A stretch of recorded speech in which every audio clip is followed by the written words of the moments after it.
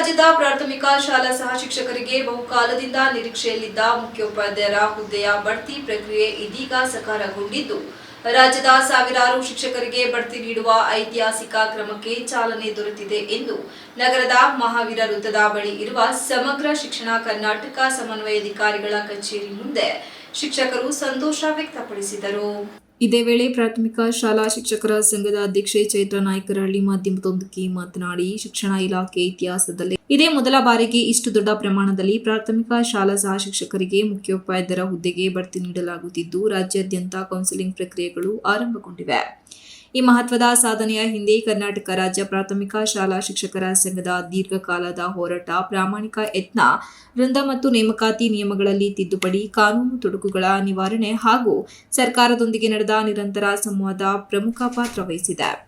ಸಂಘಟನೆಯ ಹೋರಾಟದ ಫಲವಾಗಿ ಶಿಕ್ಷಕರಿಗೆ ನ್ಯಾಯ ದೊರೆತಿದ್ದು, ಹಲವು ವರ್ಷಗಳಿಂದ ಬಾಕಿಯಾಗಿದ್ದ ಬಡ್ತಿ ಪ್ರಕ್ರಿಯೆಗೆ ವೇಗ ಬಂದಿದೆ ಎಂದರು. ಬಡ್ತಿ ಪ್ರಕ್ರಿಯೆಗೆ ಅಡ್ಡಿಯಾಗಿದ್ದ ಪ್ರಮುಖ ಅಂಶಗಳಲ್ಲಿ ಒಂದಾದ ಟಿಇಟಿ ನಿಯಮಗಳನ್ನು ರದ್ದುಗೊಳಿಸುವಲ್ಲಿ ಶಿಕ್ಷಕರ ಸಂಘಟನೆ ಮಹತ್ವದ ಪಾತ್ರ ವಹಿಸಿದೆ ಎಂದರು. ಇದಕ್ಕೂ ಮೊದಲು ಮುಖ್ಯ ಗುರುಗಳಿಂದ ಹಿರಿಯ ಮುಖ್ಯ ಗುರುಗಳ ಹುದ್ದೆಗೆ ಬಡ್ತಿ ನೀಡುವ ವಿಚಾರದಲ್ಲಿಯೂ ಸಂಘಟನೆ ಯಶಸ್ವಿ ಹೋರಾಟ ನಡೆಸಿತ್ತು. ಇದೀಗ ಸಹ ಶಿಕ್ಷಕರಿಂದ ಮುಖ್ಯೋಪಾಧ್ಯಾಯರ ಹುದ್ದೆಗೆ ಬಡ್ತಿ ದೊರೆತಿರುವುದು ಶಿಕ್ಷಕರ ವಲಯದಲ್ಲಿ ಹರ್ಷದ ವಾತಾವರಣ ಸೃಷ್ಟಿಸಿದೆ. ನಾಳೆಯಿಂದ ಕೌನ್ಸಿಲಿಂಗ್ ಪ್ರಕ್ರಿಯೆ ಪ್ರಾರಂಭವಾಗಲಿರುವ ಹಿನ್ನೆಲೆಯಲ್ಲಿ ವಿವಿಧ ಜಿಲ್ಲೆಗಳಿಂದ ಆಗಮಿಸಿದ್ದ ಶಿಕ್ಷಕರಿಗೆ ಸಂಘಟನೆಯಿಂದ ಮಾಹಿತಿ ಸಭೆ ನಡೆಸಲಾಯಿತು. ಈ ಸಭೆಯಲ್ಲಿ ಸಂಘಟನೆಯ ಶಕ್ತಿ, ಶಿಕ್ಷಕರ ಹಕ್ಕುಗಳಿಗಾಗಿ ನಡೆದ ಹೋರಾಟ, ಬಡ್ತಿ ಪ್ರಕ್ರಿಯೆ ಯಶಸ್ವಿಯಾಗಲು ಕೈಗೊಂಡ ಕ್ರಮಗಳು ಹಾಗೂ ಮುಂದಿನ ಹಂತದ ಬಗ್ಗೆ ವಿವರವಾಗಿ ತಿಳಿಸಲಾಯಿತು.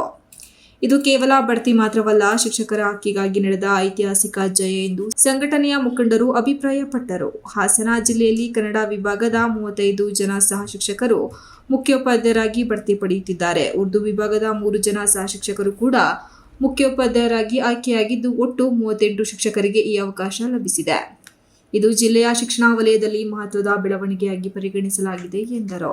ಶಿಕ್ಷಕರ ಸಂಘದ ಈ ಹೋರಾಟವು ಕೇವಲ ಹುದ್ದೆ ಬಡ್ತಿಗೆ ಸೀಮಿತವಾಗದೆ ಶಿಕ್ಷಕರ ಗೌರವ, ಹಕ್ಕು ಮತ್ತು ಶಿಕ್ಷಣ ವ್ಯವಸ್ಥೆಯ ಬಲವರ್ಧನೆಗೆ ಮಹತ್ವದ ಹೆಜ್ಜೆಯಾಗಿದೆ ಎಂದು ಶಿಕ್ಷಕರ ವಲಯದಲ್ಲಿ ಪ್ರಶಂಸೆ ವ್ಯಕ್ತವಾಗಿದೆ. ಈ ಸಿಎಂಆರ್ ಅನ್ನ ತಿದ್ದುಪಡಿಯನ್ನ ಮಾಡಿ ನಾವೇನ್ ಮಾಡ್ತಾ ಇದೀವಿ, ಇವತ್ತು ಸಹ ಶಿಕ್ಷಕರಿಗೆ ಮುಖ್ಯ ಶಿಕ್ಷಕರ ಬಡ್ತಿಯನ್ನ ಕೊಡಿಸ್ತಾ ಇದ್ದೀವಿ. ಜೊತೆಗೆ 60ಕ್ಕಿಂತ ಕಡಿಮೆ ಇರುವಂತಹ ಶಾಲೆಗಳಿಗೂ ಸಹ ನಾವು ಪ್ರಮೋಷನ್ ಅನ್ನ ಕೊಡ್ತಾ ಇದ್ದೀವಿ. ಈಗ 60 ಸ್ಟ್ರೆಂತ್ ಇದ್ರೆ ಮಾತ್ರ ಮುಖ್ಯ ಶಿಕ್ಷಕರಾಗಿ ಪ್ರಮೋಷನ್ ಸಿಗ್ತಾ ಇತ್ತು. ಆದರೆ 60ಕ್ಕಿಂತ ಕಡಿಮೆ ಇರುವಂತಹ ಶಾಲೆಗಳಲ್ಲೂ ವೇಕೆನ್ಸಿಯನ್ನ ಕೊಟ್ಟು ನಾವು ಹಲವಾರು ಜನರಿಗೆ ಪ್ರಮೋಷನ್ ಅನ್ನ ಕೊಡಿಸುವಂತ ಭಾಗ್ಯವನ್ನ ನಾವು ಕಲ್ಪಿಸಿಕೊಡ್ತಾ ಇದ್ದೀವಿ. ಅದು ನಮ್ಮ ಸಂಘದ ನಿರಂತರ ಹೋರಾಟದ ಫಲವಾಗಿದೆ. ಇಡೀ ರಾಜ್ಯಾದ್ಯಂತ ಸಾವಿರಾರು ಶಿಕ್ಷಕರಿಗೆ ಇವತ್ತು ಬಡ್ತಿಯ ಭಾಗ್ಯ ಸಿಕ್ಕಿದೆ. ಅದು ನಮ್ಮ ಸಂಘದ ನಿರಂತರ ಹೋರಾಟದ ಫಲ ಅಂತ ನಾನು ಹೇಳಕ್ ಇಷ್ಟಪಡ್ತೀನಿ. 10,000 ಜನ ಶಿಕ್ಷಕರು ಇಡೀ ರಾಜ್ಯಾದ್ಯಂತ ಬಡ್ತಿಯನ್ನ ಪಡಿತಾ ಇದ್ದಾರೆ. ಈ ಕಾರ್ಯಕ್ರಮದಲ್ಲಿ, ಈ ಸುದ್ದಿಗೋಷ್ಠಿಯಲ್ಲಿ ಜಿಲ್ಲಾ ಉಪಾಧ್ಯಕ್ಷರಾದಂಥ ಗುಡುಗನಹಳ್ಳಿ ಮಂಜುನಾಥ್ ಅವರಿದ್ದಾರೆ. ಆಲೂರು ತಾಲೂಕಿನ ಅಧ್ಯಕ್ಷರಾದಂತಹ ಕಾರ್ಯದರ್ಶಿಯಾದಂತಹ ಶ್ರೀನಿವಾಸ್ ಅವರಿದ್ದಾರೆ. ಜೊತೆಗೆ ನಮ್ಮ ನೌಕರ ಸಂಘದ ನಿರ್ದೇಶಕರಾದಂತಹ ಗೊಡಲೋಯ್ತ್ ಅವರಿದ್ದಾರೆ. ಹಾಗೆ ನಿಕಟಪೂರ್ವ ಪ್ರಾಥಮಿಕ ಶಾಲಾ ಶಿಕ್ಷಕರ ಅಧ್ಯಕ್ಷರಾದಂಥ ವೆಂಕಟೇಶ್ ಅವರಿದ್ದಾರೆ. ಇನ್ನು ಹಲವಾರು ಜನ ಸಂಘದ ಪದಾಧಿಕಾರಿಗಳು, ಜೊತೆಗೆ ನಮ್ಮ ಸಹ ಶಿಕ್ಷಕರಿಂದ ಮುಖ್ಯ ಶಿಕ್ಷಕರಿಗೆ ಬಡ್ತಿ ಹೊಂದುತ್ತಿರುವಂತಹ ಎಲ್ಲ ಶಿಕ್ಷಕರು ನಮ್ಮೊಂದಿಗಿದ್ದಾರೆ.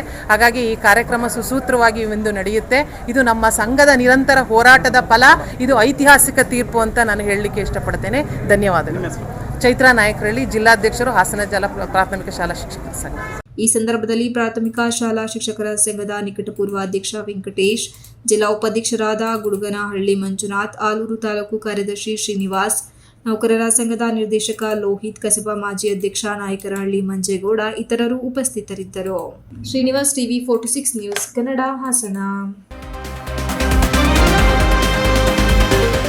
You are watching TV 46 News Kannada.